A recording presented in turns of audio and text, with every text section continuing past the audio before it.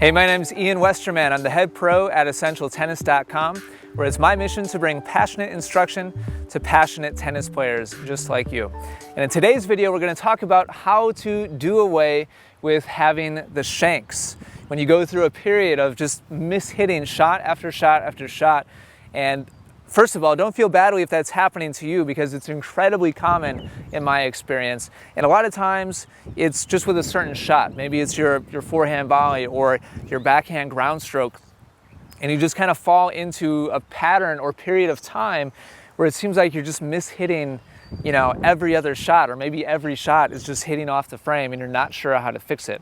And I want to dedicate this video to Andrew, who wrote into me and described this related to his 8-year-old son, who was shanking all of his forehands off the tip of the racket. They thought it was the tip of the racket on his forehand ground stroke, and they bought one of those newfangled things that you put in your strings and it lets you know where the ball is landing on your racket. And sure enough, half of his shots were up towards the tip of the racket. Now, his 8-year-old son was using a 26-inch racket at the time, so he said, I know, I'll just give my son a 27-inch racket, which puts the head out a little bit further, an inch further. He was fine for about a day. They again were tracking this. They saw that initially he was hitting the middle of the strings, and then the very next day he was back to hitting the tip again. So this comes down to there being two different problems. If you have a vision problem and your eyes are just not very sharp, then you're going to have random mishits, all around the racket. And quite frankly, that happens for all of us, no matter how good we are. Roger Federer tends to get into streaks where he'll mishit his backhand. Every player, no matter what level, has individual mishits from time to time. And that's totally fine. A little bit of misjudgment here and there is totally fine. The problem is when we get into areas like what we were just talking about, where you're mishitting in the same place again and again and again, which is very common, much more common than you might think. So key number one to fixing this is being aware of when it's happening. And this is the biggest problem, because most players aren't aware when they have a pattern of mishitting in a certain spot. In order to be able to tell, you must be relaxed at contact, and you must be paying attention. Very frequently, mishits are misdiagnosed. I can't tell you how many times I've seen a player maybe with a volley, for example, go up, hit a volley, mishit it pretty badly. They dump it into the net because they just didn't hit the strings, and they'll say, oh, I didn't, I didn't step through that volley, or I didn't punch it, firmly enough, or whatever. It has nothing to do with it.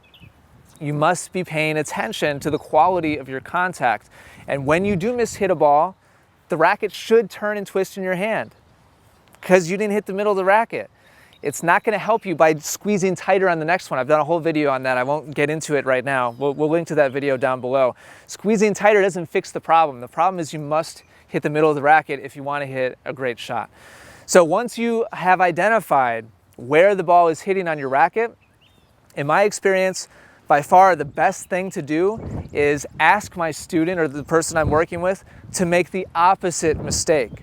So in the example of this person's son, where he was hitting off the tip of his racket on his forehand again and again and again, I would ask him, okay, now on this next forehand, this might sound kind of goofy, but I want you to try to hit the throat of your racket on the next shot.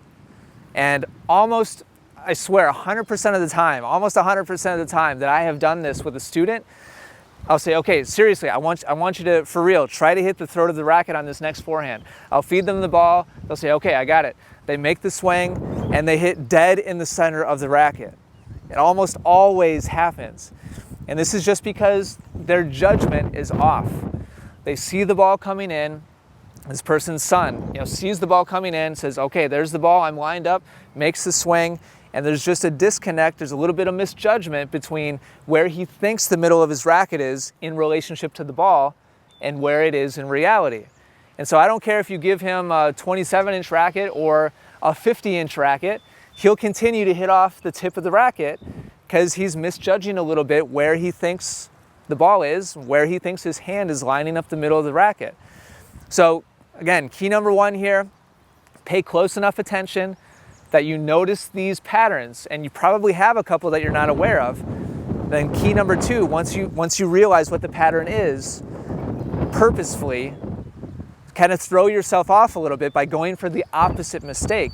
And almost inevitably, in my experience, it ends up helping the player actually make clean contact where it should be. And a lot of times, I'll ask a student, oh great, well, that was the middle of the racket. How did that feel? And they'll say, wow, that felt incredible. And it takes another 10 tries before they finally make the opposite mistake. I would encourage you to do that. Have some fun with it, experiment with it, make the opposite mistake, and then on purpose, go back to hitting the middle of the strings.